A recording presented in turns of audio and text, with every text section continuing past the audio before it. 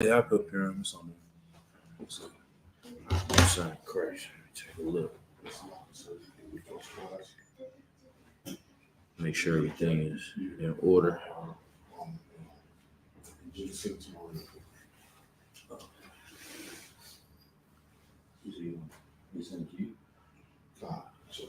All right, most side Christ. Yep, we live. Everything's good. Go ahead, clap it up. All right, man. Once again, it's the Israelite School of UPK under command of Jeremy Yohana. You know what I mean? I'm Priest Captain 10,000 Cuomo, coming out of Northern California. And, you know, if you didn't already see it, man, Commander Jeremy Yohana dropped a hell of an opening of Purim. You understand? And he was definitely edifying every brother and sister that was reviewing their history. You know what I mean?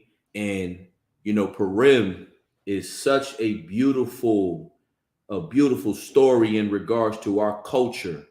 And it's one of those things that we want to focus on every year and give it, you know, its proper duty, you know what I mean, due to the fact that, you know what I mean, you had a sister in among our nation, consider her nation. And let's just take that for a second, right? Take that thought for a second. We living in a time right now where Black, brown, and Native Indian women are taught to disregard their men, disregard their forefathers, disregard their people. And yet she decided to do such an amazing act.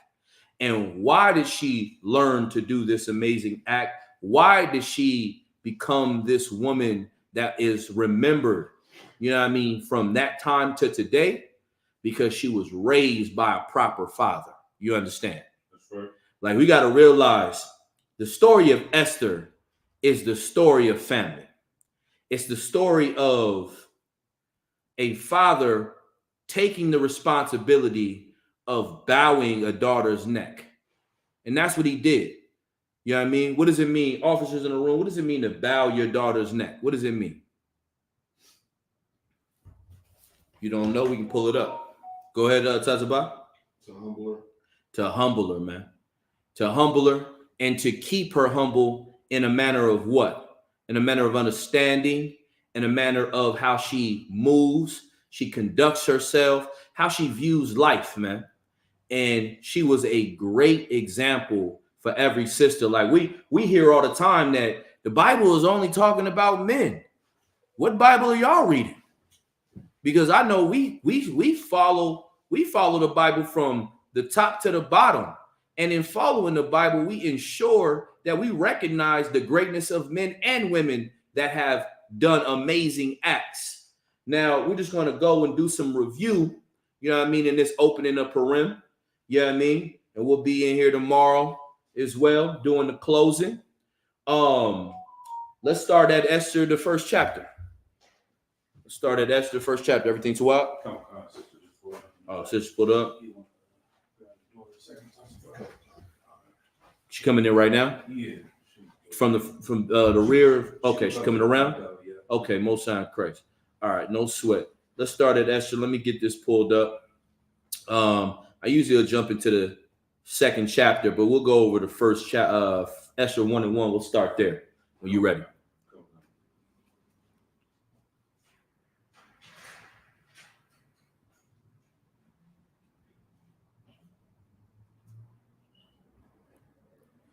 Let me know when you got it. The book of Esther, chapter 1, verse 1. Now it came to pass in the days of Ahasuerus. Ahasuerus, go ahead. Who was Ahasuerus? Ahasuerus was the king that was in charge at this time. You know what I mean? A king that, you know, did such a great thing, which was trust in a Israelite woman. Go ahead. Come. This is Ahasuerus, which reigned from India even unto Ethiopia, over 127 provinces. So it's talking about his role, his reach, his, you know, his arm, how far he could extend it. He had a lot of reach at this time. You understand? and in his reach, you know, it was showing his might and his power and his authority. You know what I mean? Keep going.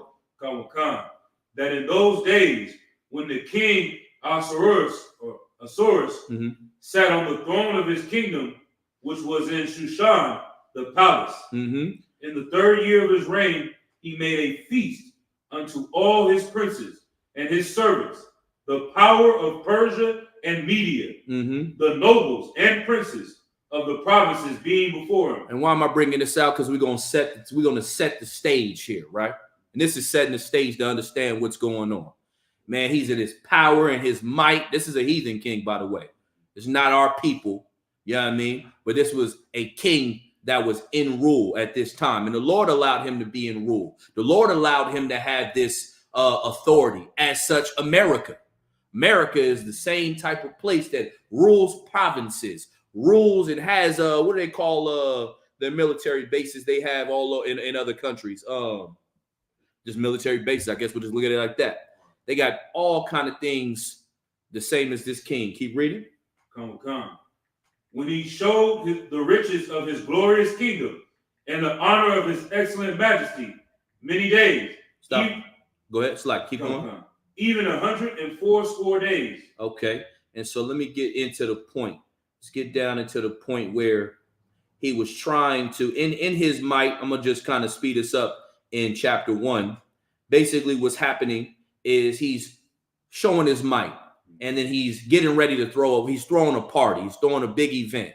And then he has this woman, queen of, what does it call her? I think it's Vashti. Let's drop down to Queen of Vashti. I think it's in verse 9. Let's drop down to verse 9. Go ahead. Also, Vashti, the queen, made a feast for the women. So this queen, in this context, you know, let's just clear this up real quick. This is a heathen woman. You know what I'm saying? She's not our people. There's no queens in Israel. You understand? But y'all women that want to call yourself queens, you don't understand the context, the truth according to the Bible. You belittle yourself by trying to be like the other nations. You're a daughter of Zion. You're a princess, not a queen. You don't deserve that authority because you are a different people among the other people. You know what I mean? And so basically this woman, he wanted to put her on a stage. And let's see what happened with this woman. You know what I mean? When this king, with all this power, all this might, let's see what happened. Keep reading. Khan. Also, Vashti the queen made a feast for the women in the royal house, which belonged to King Ahasuerus. Verse 10, on the 7th day, when the heart of the king was merry with wine, he commanded Mehuman, Biztha, Harbonah, Bigtha, and Abagtha, and Zethra, and Carcass, the 7 chamberlains that served in the presence of Ahasuerus, the king, to bring Vashti the queen before the king with the crown royal. So look, he had a little something to drink. He was getting faded. He was feeling good. You know what I mean? He said, hey, all y'all that been serving me, those my loyal servants, man. Go get that woman, that the queen, and bring her to me. Right. Bring her to me, man. Bring her to my seat so I can give her some authority. Let's see what happens. To show the people and the princes her beauty. And he tried to put her on center stage. He tried to put his woman in the light of everyone, which is not what we do. Meaning, we don't show off our women for other men to lust after. Right. That's the spirit of this. He wanted to put her on stage and have you lust after this woman, and you know, he wanted to see her. And how do you know that? Because he was drunk off wine. I mean, what does the scripture say? There's nothing new under the sun. You know what I mean? They doing that in this day. A lot of you brothers out here think that showing your woman off, so and having other men lust after her is really a good thing. Like that's your prize. Oh, I got something that brothers want they can't have. Brother, that is disgusting. You know what I mean? And that's the spirit of what's going on right now. So he was drunk, you know what I mean? And feeling good. Where we at? We need to drop down a little bit further from here. It was a little bit more. A little bit more. Let's keep reading. Salaki. to show the people and the princess her beauty, for she was fair to look on. And he said she was fair to look on. You know what I mean? Keep going. Verse 12. But the queen Vashti refused. She what? Refused. Man, listen, no matter how much authority you had, that woman still refused him. She denied him. Like, man, I ain't going. I don't care what he said. I'm not coming. You know what I mean? I'm not dealing with him. I don't want anything to do with him. You understand? Keep going. Come. And Salaki. Go ahead.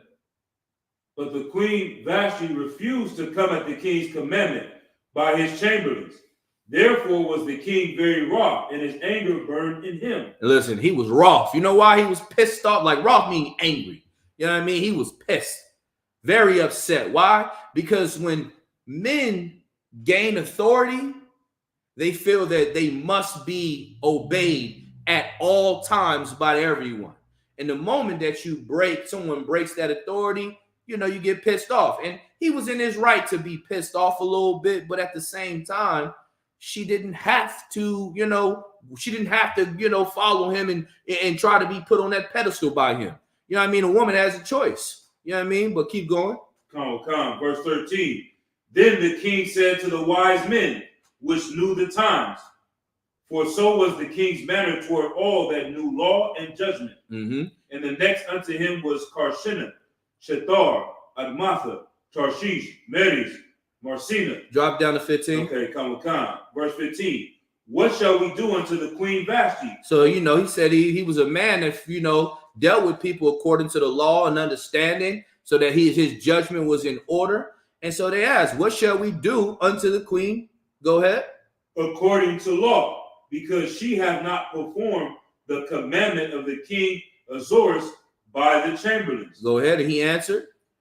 And Memucan answered before the king and the princes, Vashti, the queen, hath not done wrong to the king only, but also to all the princes and to all the people that are in all the provinces of the king Ahasuerus. So basically he's saying, man, she ain't just do you wrong. She showed you up in front of everybody, man. She showed you up in front of everybody. And so what he did, just to speed the story up, is he decreed, you know what? Let's not worry about this. Let me go find me a bad woman then. Go find me the most beautiful woman you could find. And listen, you should love yourself, Black woman. You should love yourself, Hispanic woman. You should love yourself, Native Indian woman, because you are that very thing. Go ahead, if I may, in the verse 17. Free, go ahead. Okay. You said read it? Yeah, no, you want to break it down? Just break it down. Yeah, just when it says if she does this, all the women will despise their husbands in their eyes. Yeah. So it's making it harder for all the other men in the whole entire empire because of this one broad. And that's like Beyonce, you know what I mean? She say all the single ladies she got every woman following her. Come on. And she making it harder on all men in the whole country. And look, the spirit of that's so excellent. Get out of hand. You understand? Like, that is exactly right. Like, the reality of the situation is her doing that puts the spirit on other women. You know why? Because he put her on that pedestal. She's a queen. She has authority. So guess what? Now those other women in their household think that they can do the very same thing. If she could do it to the king of all these different things, of a king that owns all these provinces, conquered all this land, then who are you to just own this little hut? Right. Who are you to just own this, little house? Right. You know what I mean? You're nothing. Is how she looked at it, and that spirit was wrong. You know what I mean? Go ahead. Oh, that's it on that. Yeah. Let's jump into chapter 2. Okay. Where do we want to go into chapter 2? Let me see here.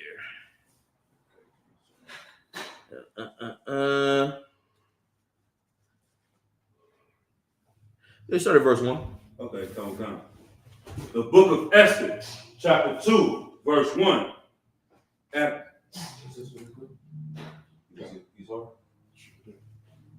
Yeah, she's too high.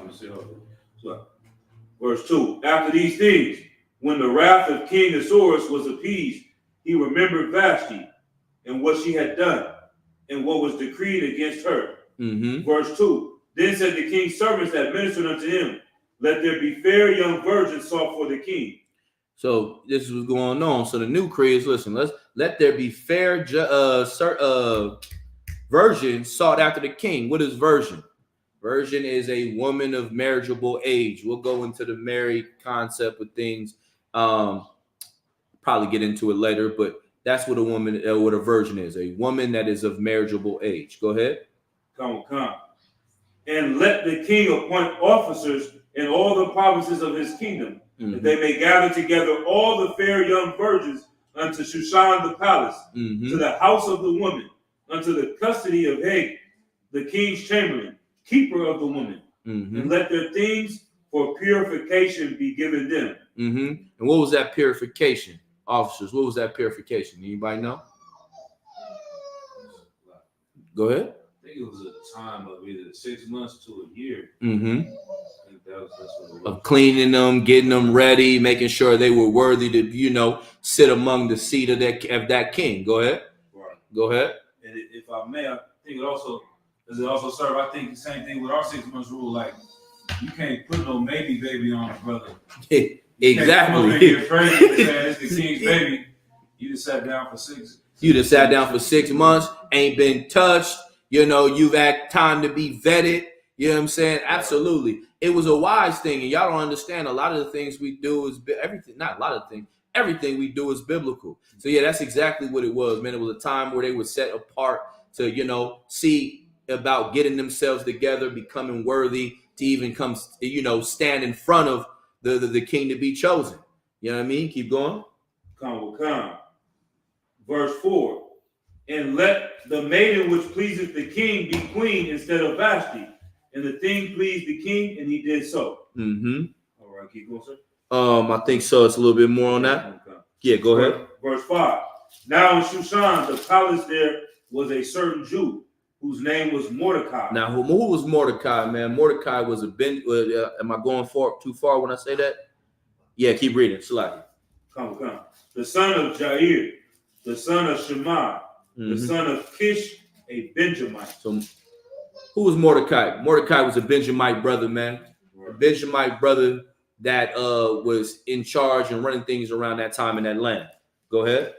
Come. Who had been carried away from Jerusalem with the captivity which had been carried away with Jeconiah, king of Judah, whom Nebuchadnezzar, the king of Babylon, had carried away. Yeah, meaning that's the reason he was in that land, dealing from a captivity he was dealing with. Go ahead. Come. And he brought up Hadassah, that is Esther, or Hadassah. And who was Hadassah? She was the niece of him. Right. You know what I mean? And he brought her up as his own daughter. You know what I mean? And why do I want to sit back and focus on that? Because what Mordecai is an example of why every little girl needs a father in their life. Every little girl needs that instruction and that authority of a masculine man in their life, because with him doing what he did, man, she did such an amazing act. And you sisters, don't take yourself so lightly. You can do the same as well. Right. In other ways. You know what I mean? And get your opportunity to possibly be remembered, one day in the kingdom. Keep going. Come. That is Esther, his uncle's daughter, for she had neither father nor mother. And the maid was fair and beautiful. And she was a bad female. I'm talking about, listen, this is Israel, man. Black and brown women, they just the baddest, man. This is what it boils down to. That's why even in this hell-like kingdom, Beyonce is who Beyonce is. Right. She's the pinnacle of what beauty is, even in their culture. Right. You know what I mean? Even though she tries to put on their culture, you see her trying to blonde her hair and put herself in the image of them, the beast. Right. They can't help what she got going on, man. You know what I mean? And that's all our sisters, man.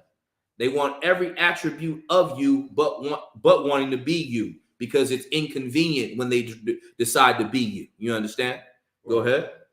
Whom Mordecai, when her father and mother were dead, took for his own daughter. Listen, he took her for his own daughter. like a good brother, man. You seen that sister, beautiful young daughter. So listen, I'm gonna take you in and take care of you. I'm gonna raise you right. You don't have no father, you don't have no mother. It's okay. I'm gonna be that rock, that pillar for you. Keep going. Come. So it came to pass when the king's commandment and his decree was heard, and when many maidens were gathered together unto Shushan the palace to the custody of Haggai, that Esther was brought also unto the king's house to the custody of Haggai, keeper of the women. So listen, as he was getting all those women together, he seen Esther and said, she got to come too. Hold on. Bring her. So she had to go unto the palace. You know what I mean? Among all those women. Because, those women, one of those women were going to be chosen to be, with the king. Keep going. Come. And the maiden pleased him, and she obtained kindness of him. And he speedily gave her things for purification. So she was so sweet, so just beautiful. Man, listen, he had what is it? Let's read that again. It's like it. I can catch the point. And the maiden pleased him, and she obtained kindness of him. And he speedily gave her things for purification. Listen, man, she was so kind and wonderful, man. He speedily gave her everything she needed. Like, hold on, push her along. Yes, get her everything she needs. You know what I mean? Go ahead, Doc. What was you gonna say? What are the things of purification? Is there like oils and stuff? So oils is purification, man. The cleaning, the oils. You know what I mean? Setting a woman for aside, like the brother said. What was the term you said? Maybe. Yeah, no putting no maybe babies on. You know what I'm saying? How many brothers these days go get with a woman and don't vet her, and all of a sudden she give them some, and then she automatically pregnant, and then come to find out that's not his child. You know what I mean? So it was a time to be vetted, a time to be cleansed, a time to be purified, a time to just be in your full essence as a woman. And does that make sense for you? Go ahead. So you want to say something? It explains it in verse 12 too. Yeah, go ahead. We're gonna keep going into it. Yeah. Oh, you can go ahead. We can jump into 12 if you want to. Go ahead. Come. Verse 12. Now, when every maid's turn was come to go into King Ahasuerus, after that she had been 12 months, according to the manner of the women, for so were the days of their purification accomplished, to wit, 6 months with oil of myrrh, and 6 months with sweet odors, and with other things for the purifying of the women. So listen, so basically what the king was doing is if a woman was being brought to him, she needed to be vetted for a certain amount of time, meaning she was bathing in certain oils, that myrrh, just to help her smell. So every time she walk in the room, it's like basically working out, eating the right things, taking care of yourself. People don't understand, if you eat the right things, you drink an adequate enough of water, you put the right vitamins in your body, everything about you from your skin gets clearer. You know what I mean? Your smell, you have a natural smell. And then if you're putting good oils and body oils and soaking in them on a day-to-day and you're taking care of yourself, that increases how you smell on a regular basis. You know what I mean? It was something that he was taking those women through. You want to say something now?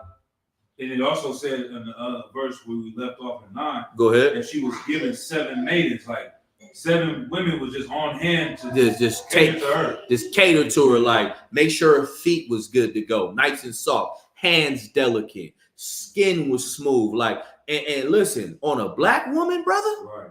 Oh, listen, they look good now in hell. You understand what I'm saying? So imagine when you give them the opportunity to put that on, put that glory on. Oh my goodness. And Esther was, I don't want to jump, but she, you know what I mean? What does Hadassah mean again? Oh my goodness. Go ahead. Flower, I'm not sure. Yeah, I guess that's not ringing the bell at this moment. It'll come to me in a minute. So let's keep going. Come. Verse 13. Then thus came every maiden unto the king. Whatsoever she desired was given her to go with her out of the house of the women unto the king's house. Man, keep reading. Verse 14. In the evening she went, and on the morrow she returned into the second house of the women, to the custody of Shashgaz, the king's chamberlain, which kept the concubines. She came in unto the king no more, except the king delighted in her, and that she were called by name. Man, listen. The king seen her, man. Said, I need that. It's like when you saw your rib, brother. You seen her, you seen a whole bunch of women, and you looked and said, I don't care about them. Who is that? You know what I'm saying? That's what he saw. And I ain't mad at him. He's a heathen. Don't get it twisted. He's not our people. But listen, the world knows what it looks like when a black woman walks in a room. Like, brother, there's a type of woman, right, that's so beautiful that she takes your breath away. Like, you look at her, even the other women around her go, dang, she is it. That's how bad this woman is. Go ahead. Khan. The book of Esther, chapter 2, verse 15. Now, when the turn of Esther, the daughter of Abihail, the uncle of Mordecai, who had taken her for his daughter, was come to go into the king, she required nothing but what Haggai, the king's chamberlain, the keeper of the woman, appointed.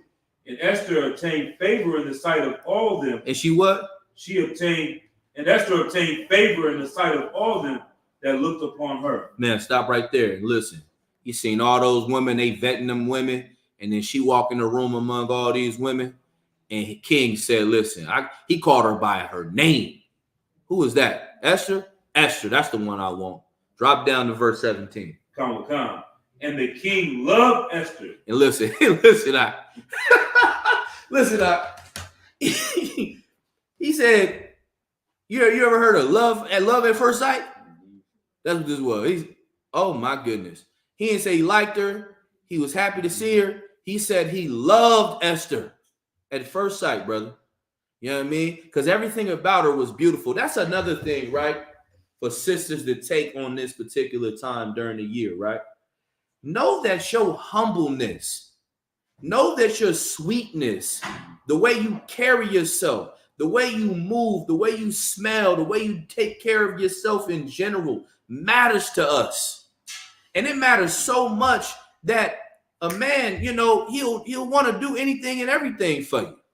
You have so much power in taking care of you. You know what I mean?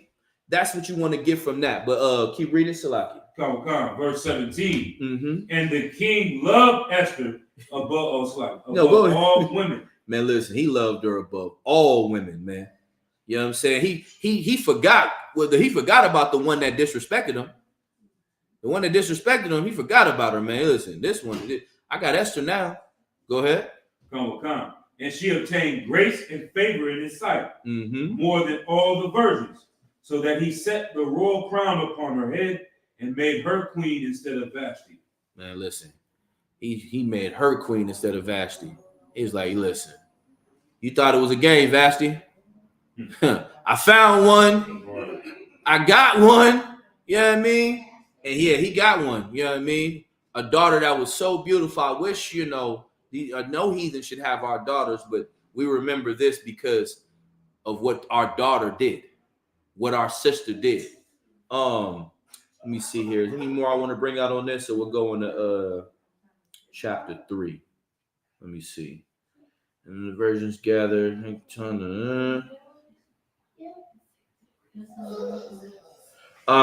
keep reading. Mm-hmm. Let's keep going a little bit. Come. Verse 18. Mm-hmm. Then the king made a great feast unto all his princes and his servants, even Esther's feast.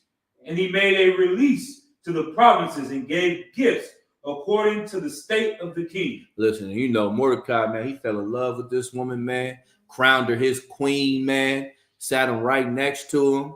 Yeah, sat her right next to him. You know what I mean? Keep going. Come. Verse 19. And when the virgins were gathered together the second time, then Mordecai sat in the king's gate. Mm-hmm. Esther had not yet shown her kindred nor her people. So during this time frame, right, Esther didn't, she didn't, bring her people to the festivities in this situation. You understand? And even though she had the permission to do it, you know what I mean? But she didn't do it. Go ahead. Come. As Mordecai had charged her. And what did Mordecai do? A good father, he charged her. You know what I mean? Do you forget where you come from? Are you ashamed of us? You understand? You're a Jew. And that's one thing you brothers and sisters, sisters need to understand. Where you come from matters. Right. Matter of fact, let me get a precept. Let me see here. That just reminded me of something. It's in the Apocrypha. Give me 1 second. What is that? What is that precept? It's gonna bother me. It is no.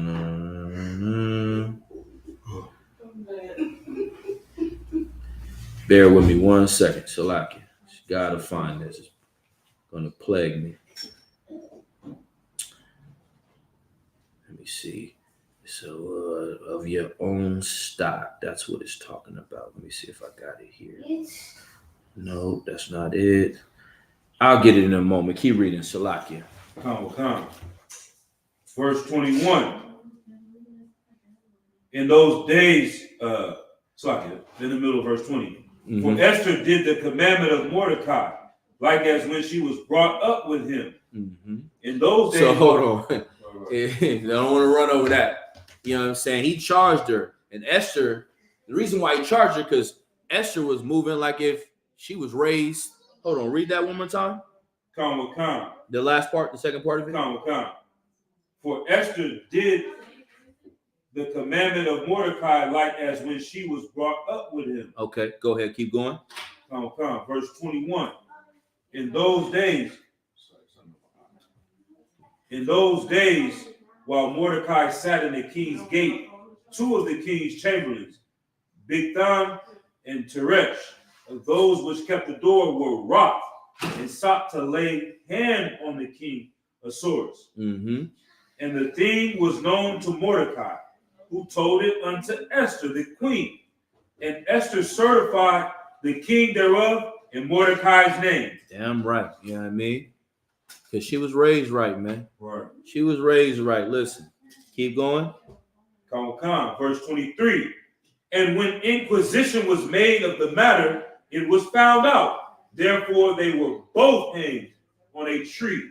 And it is written in the book of the Chronicles before the king. Listen, man. And so Esther, man, being raised right, followed how things should be, did among what her uncle, which was really her father in this sense, and made sure business was handled. And what was this? Why was this done?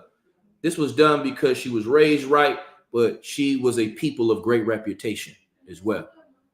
Let's go to verse 3, chapter 3, start at verse 2. Come. The book of Esther. Any questions at this moment? No questions? Go ahead. Come. The book of Esther, chapter 3, and verse 2. And all the king's servants that were in the king's gate bowed and reverenced Haman. Now listen, now we get to a wicked man. Haman, who was Haman? Haman, Shalaki, y'all keep it down back there. Shalaki, can y'all keep it down back there? Yes, sir. Keep it down. If y'all gonna talk, just bring it back, go back back there. Y'all kids can talk, but keep it back there. Read it again from top of 2. Come. The book of Esther, chapter 3, verse 2. And all the king's servants that were in the king's gate bowed and reverenced Haman. Now Haman, man, Haman was an evil devil, Right. deceiver. I think he was of the tribe of the so-called small hats, right? Come. You know what I mean? He's a representation of those that are in power now. Right. You know what I mean? Go ahead. Come. For the king had so commanded concerning him, but Mordecai bowed not, nor did him reverence. Listen, Mordecai looked at him like, man, you get no respect because you have no authority over me. Right. And that's the beautiful thing about an Israelite, man. When you know you serve the Most High power, man, you don't have this fear to bow to other men. Right. You don't have this fear like the president of the United States can walk in here and that doesn't impress me. You know what I mean? Who's another rich devil or oppressor that could walk in the midst of us and people go, oh my gosh, Elon Musk is here or someone that they give of reverence. You understand? Right. And there is no We don't even bat an eye. We don't care. You mean nothing to me. You are beneath us. And that's the spirit of what Mordecai was in, because he was raised to know who he was, who his people were, and who he served. And he didn't serve Haman. You understand? You want to say something now? Come on, God. Go ahead. Read my spirit. No, what you're saying is so heavy, sir. We believe in the Most High God. Everybody in the world, they don't believe in the Lord. Come. So these people represent God to them when they see him. That's why they willing to bow down to him. Elon Musk, he rich, he wealthy. Come on. Surely nothing's better than him. Surely the Lord must be with him. Yeah, you understand? Right. You see money, surely the Lord is with him. Right. Nah, but y'all forget that Satan, you know what I'm saying, is also, you know what I'm saying, blessing his angels here on earth as well. Right. You know what I mean? And it looks like, you know, it could be of God, but it's far from God. And Mordecai, man, was such an austere man in this particular situation. Right. And think about how hardcore you had to be. I don't want to run over Mordecai, so I got to give him his reverence as well. Esther did such a great thing, but we got to big up this figure here. Right. Because what he did and the spirit that he had trickled into Esther, and why we speak to this today. He understood, man, stand on business. I don't care who you are. Let the people praise you. I will not. Can you keep reading, Salaki? Come. Verse 3. Then the king's servants which were in the king's gate said unto Mordecai, why transgressest thou the king's commandment? They said, listen, why do you transgress the king's commandment? Go ahead. Come. Verse 4.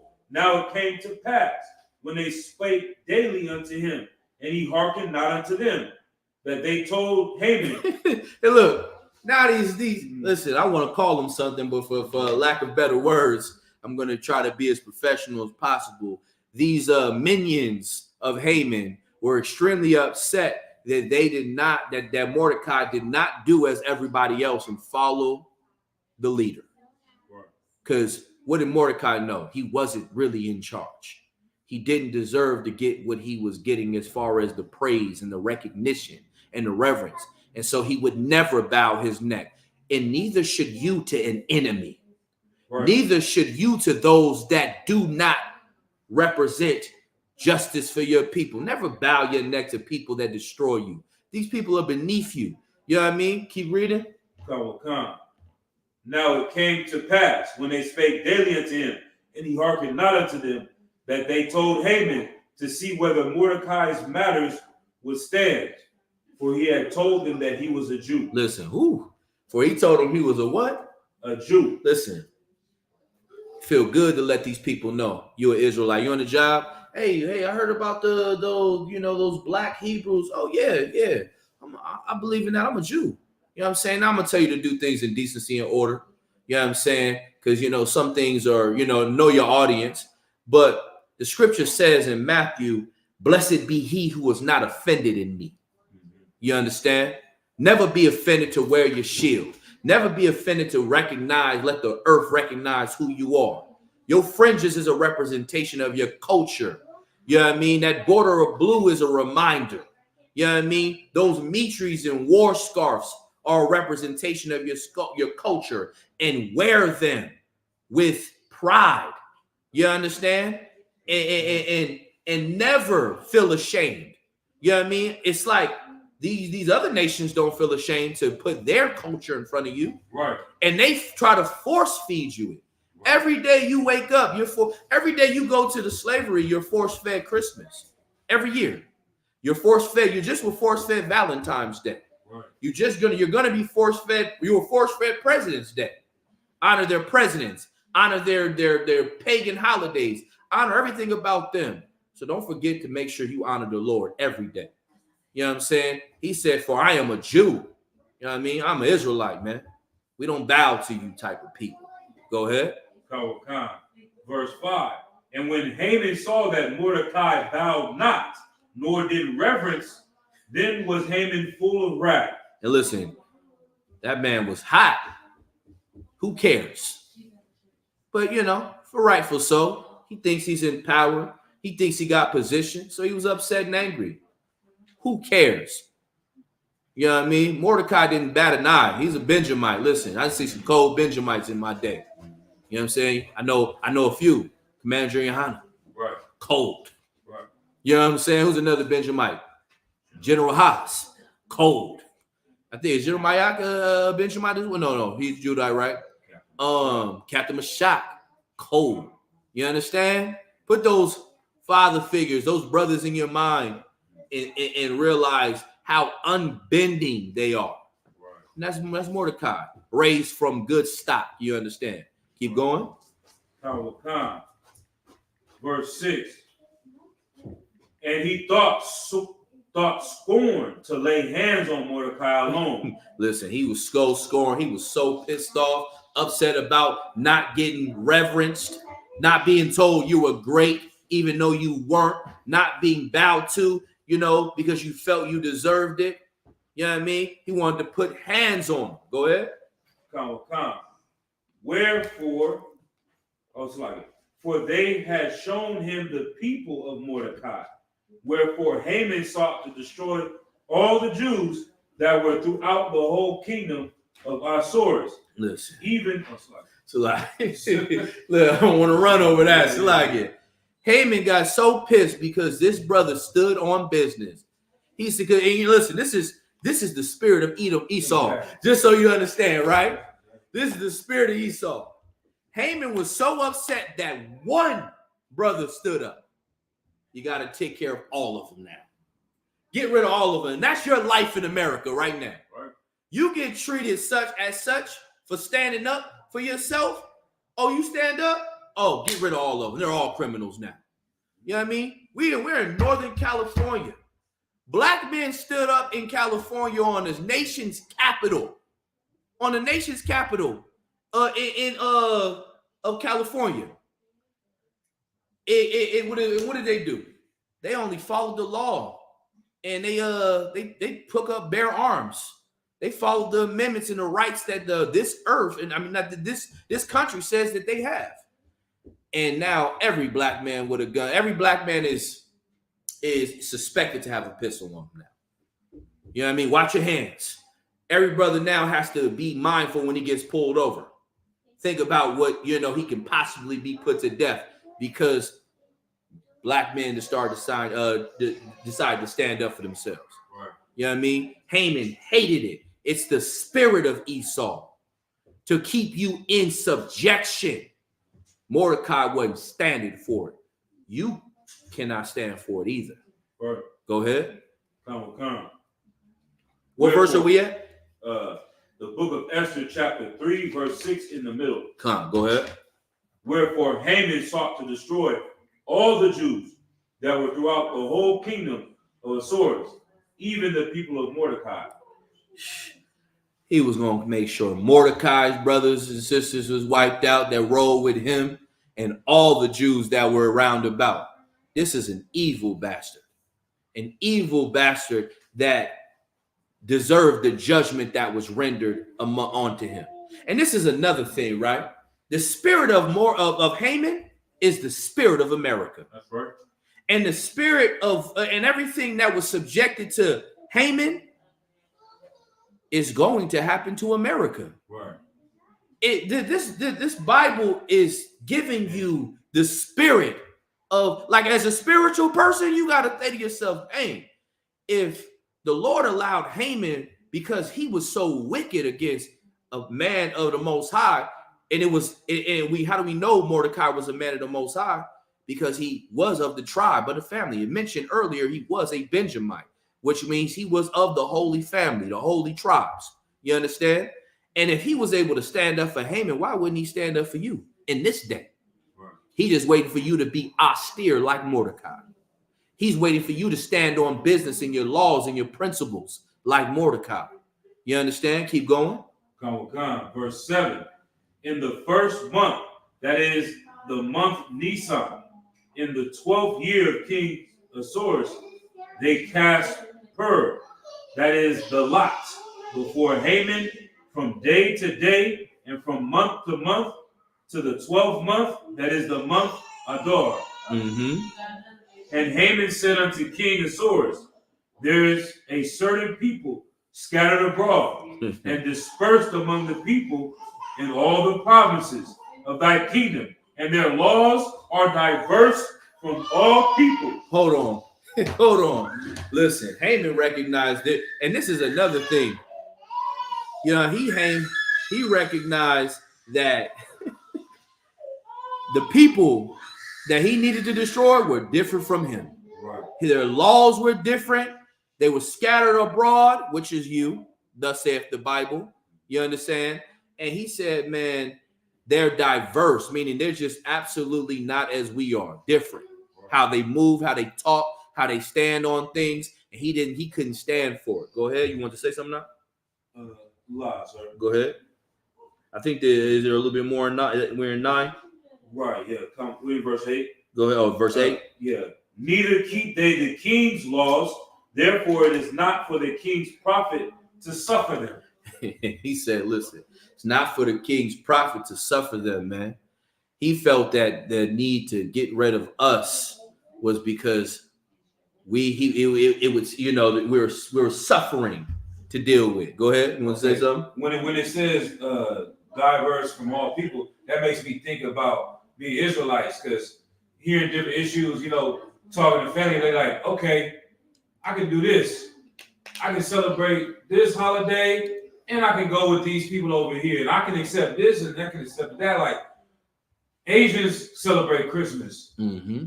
East Indians celebrate Christmas. Mm-hmm. Japanese, you know what I'm saying? All of the Africans, they all celebrate Christmas. There's no problem. America don't have no problem with them. Mm-hmm. The Israelites, we don't do it. We're the only ones that don't submit to what they do. Exactly. And we are, and because of that, we're peculiar. And then we find ourselves on falsified websites being classified as a hate group. Right.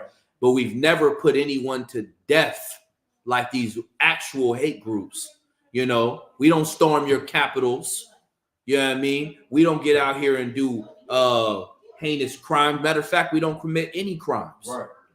Yet the spirit and the masculinity of who you are as a people is what makes you look like you are a problem. Like, black man, you don't have to walk with a gun, you know what I mean, or a firearm, but because you're black and masculine, the perception is you have one just because of who you are. You know what I mean? And that comes from them being in fear of you. Salakia, I know we ain't gonna go into all of it.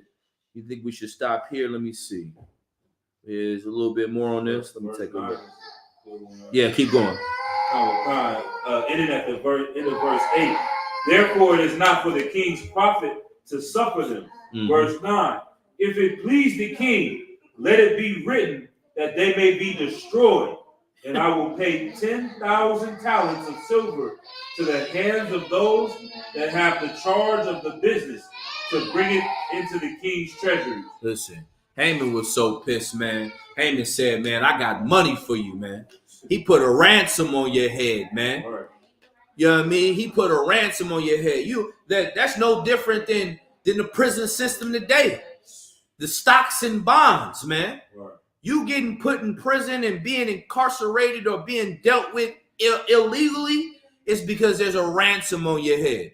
Ray was looking this up earlier today, man. Every prisoner in California, every prisoner that is in the state of California gains the state of California $106,000. That's more that they're it's more profitable for you to be in prison than to work a regular 9 to 5. And you know what I mean? The numbers ain't, the math ain't mathing. You understand what I'm saying? $106,000 a year it takes to take care of one prison inmate, but you can't pay the people on the streets that go to work to do a 9 to 5 enough money to keep themselves living. That's because it's profitable in your death. It's profitable in you being attacked and put beneath all these other nations. You know what I mean? Is there any more on that? Sir. Let's see. Let me take a look. I think it's a little bit more. Go ahead. And I will pay 10,000 talents of silver to the hands of those that have the charge of the business to bring it into the king's treasury. Verse 10, and the king took his ring from his hand and gave it unto Haman, the son of Hammedatha, the Agagite, the Jews' enemy. The Jews who? Enemy. Listen, man. Listen, he put a ransom on you, called the bounty hunter. That's who he is. Well, the Agagite, Amathada, whatever his name is, the Agagite, the Jews' enemy, that's a bounty hunter, man. You know what I mean? Put the money in the bounty hunter's hand to go put in the work. Go ahead.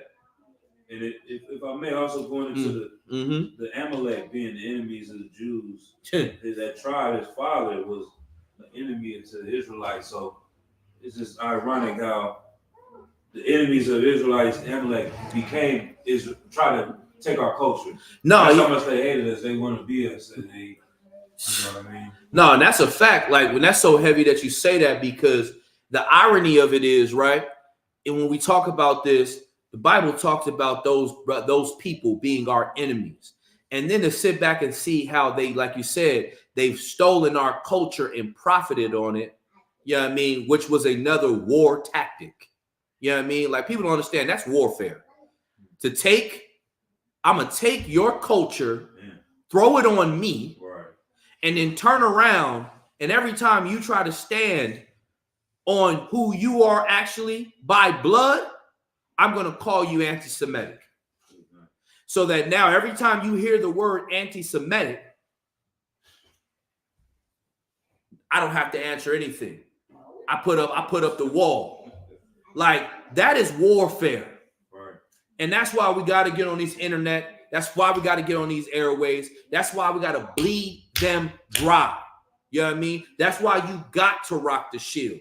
Like, you brothers that don't rock this holy shield as the representation of what house you belong to, you're an enemy to your King Christ, man. You're an enemy to him, because then you really don't believe that you're going to sit on the throne of that he's going to sit on the throne of David. That's why we rock it. You understand? I think that it's a little bit more on that, or that's it. I think that's it on that verse. Yeah. Okay, let me see where else. I don't want to know. I don't necessarily want to go into everything. I'm gonna try to jump a little bit. We got to go into 7 and 8.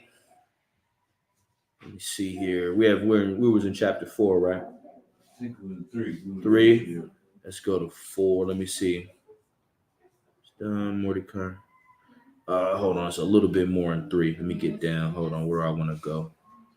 Supposed to Kings, I think 13. Yeah, let's go to 13. Come on. The book of Esther, chapter 3, verse 13. And the letters were sent by post into all the king's provinces to destroy, to kill, and to cause to perish all Jews. Stop right here. So look, what's going on, right? So now let's create the setting. So Mordecai standing on business, man, being an austere man, it offended Haman.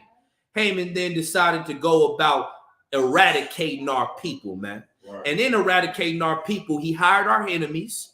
You know what I mean? He sent the hitman, the bounty hunters, to go get us, and then got it cleared by the king.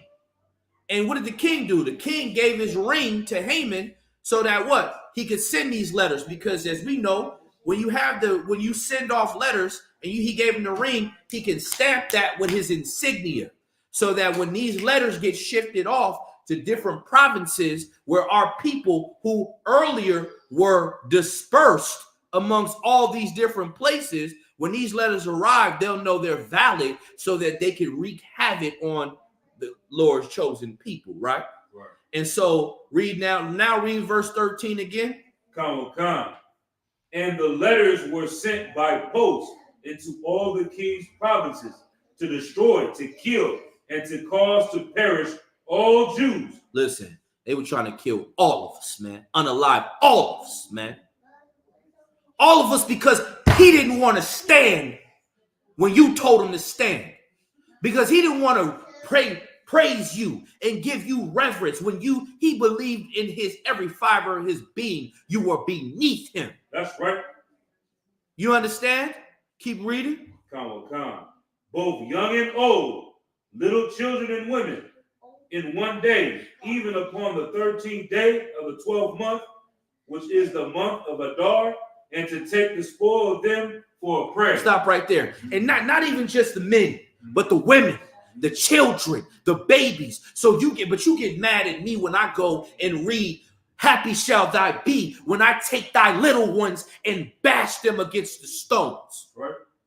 I do that and I have that understanding because what has happened to my people? What type of madness and bounties have been put on our heads, man?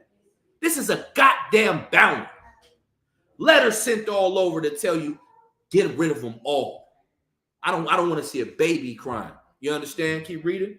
So like Go ahead, please. Keep cutting off, sir. No, please cut in when you need to. Last thing I'll say is it would just remind me like Commander Jay Hunter when he talks about in America today, we giving you everything.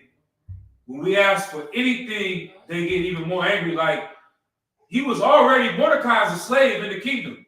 He doing whatever y'all tell him to do. He worked for y'all. He cooked. He cleaned. He do whatever you need him to do. He just like, man, I'm not about to bow down to you. I just want to take a knee because my people's getting killed, and they gonna kick you out the NFL, destroy your career, do all that because you just asking for, just asking for a little bit of integrity. Yeah. What does that remind you of, brother? Go ahead, It reminds me of right now that they hate on immigrants and all that stuff right now, but you know what I'm saying, or they have no money for the starving people here, but they sending $90 billion to the Ukraine or something. That's absolutely right, but biblical, what does it remind you of? Everything that's going on now, what does that remind you of what he just said?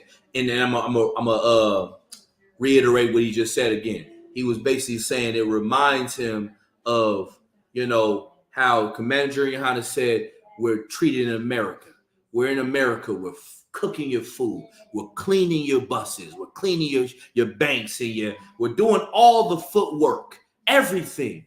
And all we ask is that you give us just a little piece of something. And when we ask for it, you give us more work. You put more trouble on our head. What does that remind you of biblically? You want to take a shot at it? Go. No sweat. Don't sweat. What does it remind you of? That's in Egypt. That get his brother a hand. Listen, that's Pharaoh. You understand? When the slaves asked, can we go praise our God how many days? Just let us leave and go praise our God for a couple days, man. We'll come back and listen, and we'll come back and work for you. Nah, they want to do what? They want to do what? You want to be free? Right. You want to be free. Nigga, you are a slave. Right. That's what they said, man. Excuse my language, but this inflames me. You understand? Because this is the reality of what goes on among our people. This is our reality every day. We're sitting here. This is why the scripture says, is Israel a servant? Is Israel a homeborn slave? You were never designed to be this. You were never designed to live like this. Yet and still, you sit here and you allow yourself to be docile. You allow yourself to be mistreated. You allow yourself to just be destroyed.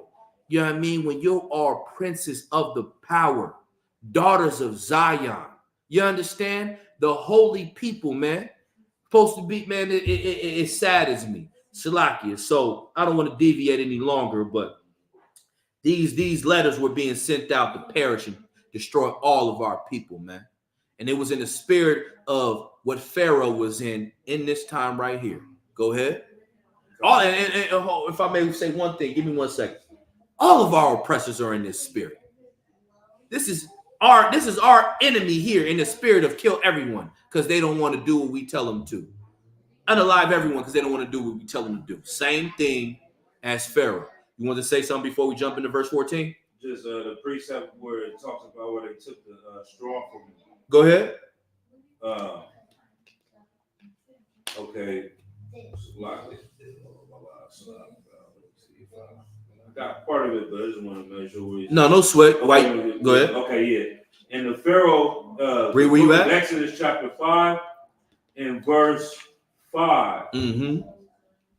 And Pharaoh said, Behold, the people of the land now are many, and ye make them rest from their burdens.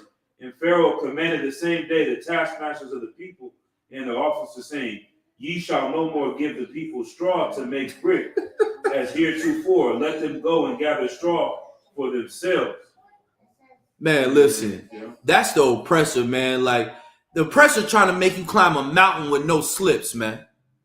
Like, you know, slips is like things that help you, you know, climb up and hook up to the rock to secure yourself. He like, listen, man, you want to climb the mountain?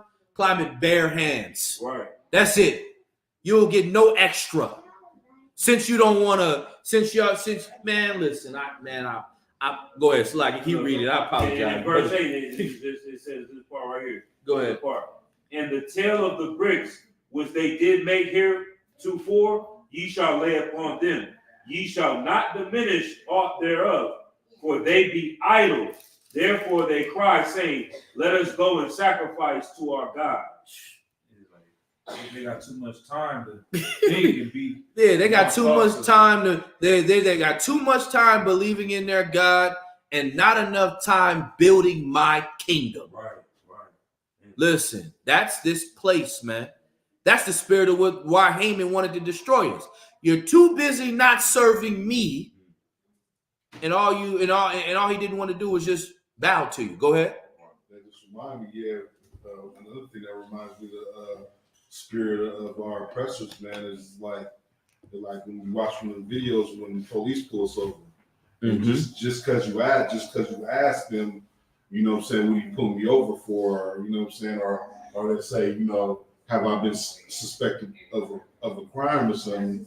They just want to jump on you and beat you. You know what I'm saying? Just for asking why you pulled me over. Listen, man, they got a bloodthirsty lust. Every last one of these enemies. Like, and I want to make it clear, all these other nations are our enemies. That's right. Psalms 83 made that clear. They made a tumult, an agreement, and a conglomerate against you, so that the name of Israel shall be no more in remembrance. That's these people. That's these other nations. And it sickens me. And it should sicken us as a people. That's why we got to remember these days.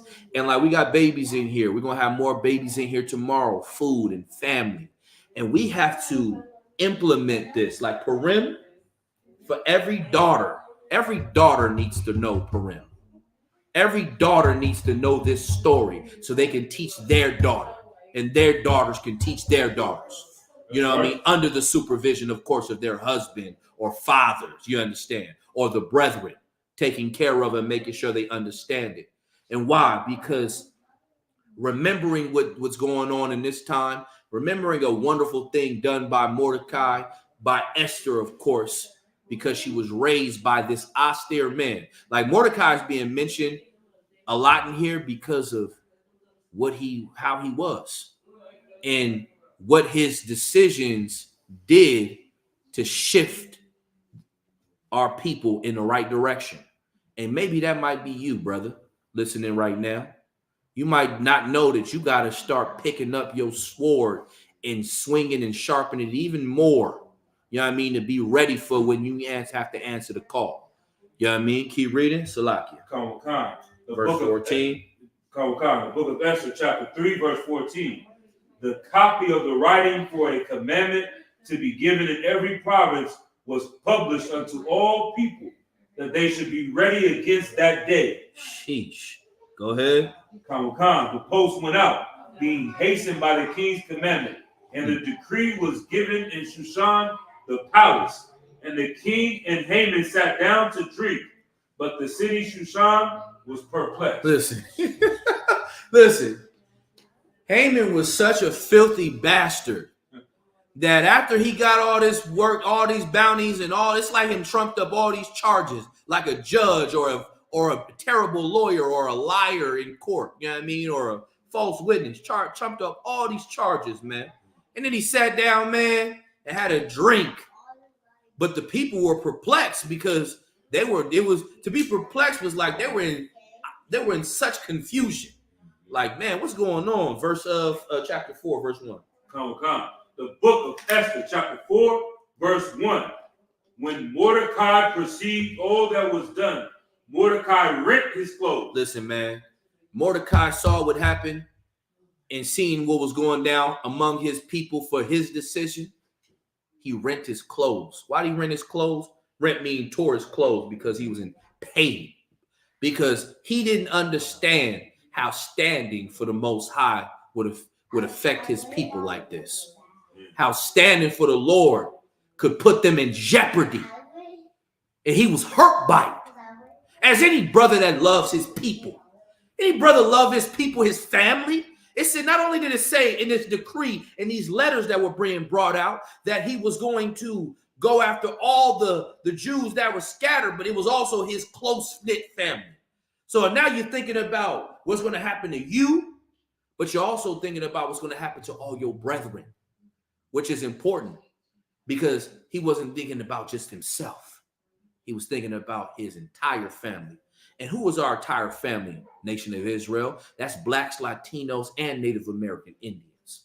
So be in the spirit of Mordecai, man, and understand you should be upset and saddened to see what goes on with your other brothers right now. That's right. You know what I mean? I was riding up here earlier, man, coming up that 5, man, before I hit the 580, man, and damn near, man, I had to turn the music off, man, and we was just sitting in the car rolling, man, because I saw my brothers in the fields, man, in the fields, and it didn't look right to me. I looked over and saw my brothers picking in fields like they were picking cotton, getting crops ready for piggish, disgusting people like Haman of today so that they can eat deliciously. And it saddened me.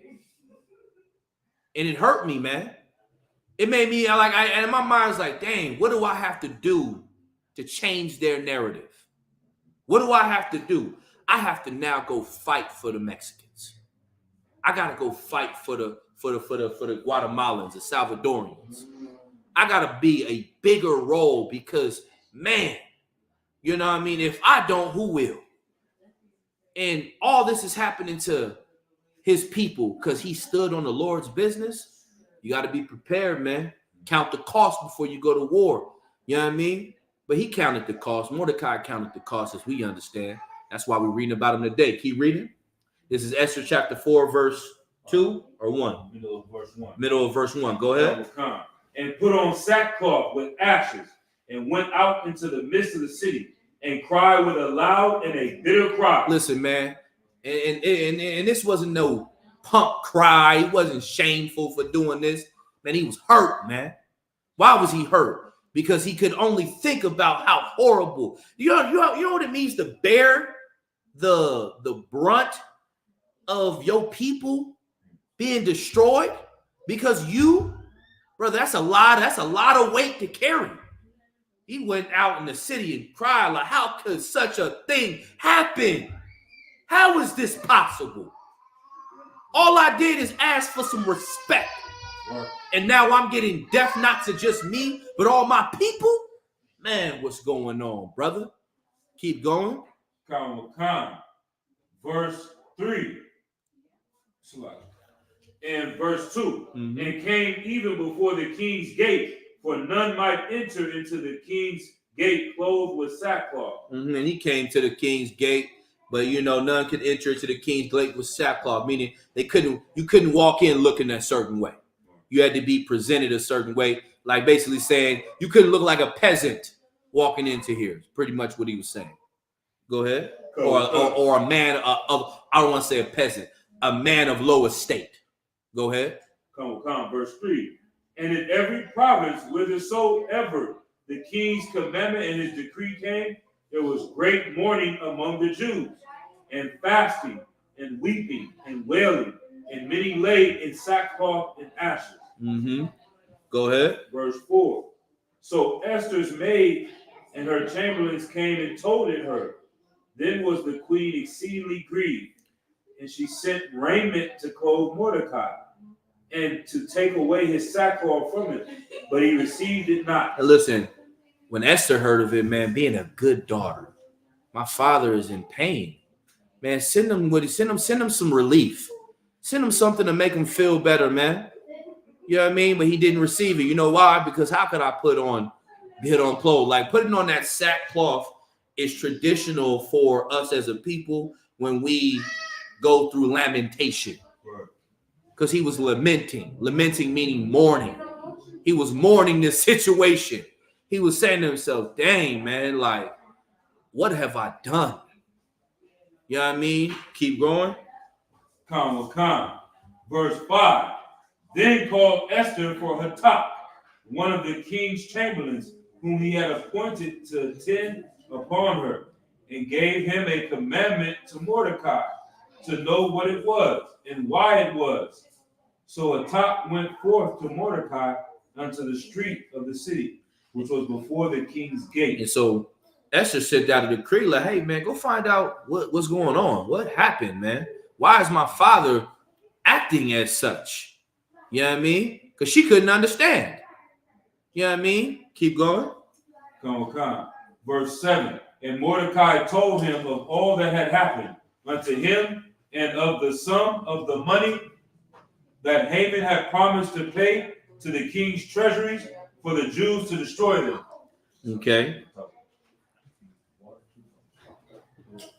And so basically what's happening, man, Esther's servant came, reached out, Mordecai let him know what was going on, and then the message got over to Esther. Let's get down into that part.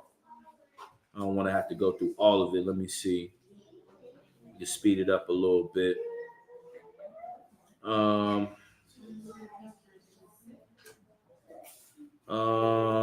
Verse, where we at? You were at verse 7 right now, or 6?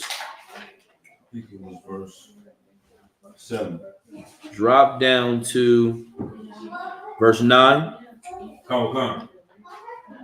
Go ahead, you can drink some water. Go ahead. I know you've been reading. Take your time. Come. So the water. The book of Esther, chapter 4, verse 9. And Hatak came and told Esther the words of Mordecai. Again, Esther spake unto Hatak, and gave him commandment unto Mordecai. Verse 11. All the king's servants and the people of the king's provinces do know that whosoever, whether man or woman, shall come unto the king into the inner court, who is not called, there is one law of his to put him to death, except such to whom the king shall hold out the golden scepter, that he may live. But I have not been called to come into the king these 30 days. So what's going on is she found out what happened, and then he ran down. Listen, you can't just go talk to the king about this matter. You know what I'm saying? You understand the king has a rule, man. If you ain't getting the golden scepter pointed at you as being available to talk, listen, you're gonna get put to death, man. You're gonna be unalive. You know what I mean? And let me see. We can go a little further, and then we're gonna jump into the rest tomorrow. Go ahead. Come. Verse 12. And they told Mordecai Esther's words. Then Mordecai commanded to answer Esther, think not with thyself that thou shalt escape in the king's house more than all the Jews. Listen, he said Mordecai dropped something heavy on her. He said, listen, I understand what the rule is, right? But think not for thyself at this moment. Like, we got something big at stake right now. Right. You know what I mean? I know that, he has his rules, but think not for thyself. Go ahead. Come. Verse 14. For if thou altogether holdest thy peace at this time, then shall their enlargement and deliverance arise to the Jews from another place. But thou and thy father's house shall be destroyed. And listen, he said, listen, if you take this as a light thing and do not take this with a sense of urgency, daughter, you're going to come back and a lot of your father's house is going to be unalived. Right. You understand? And how did Esther feel about her family? She loved Mordecai.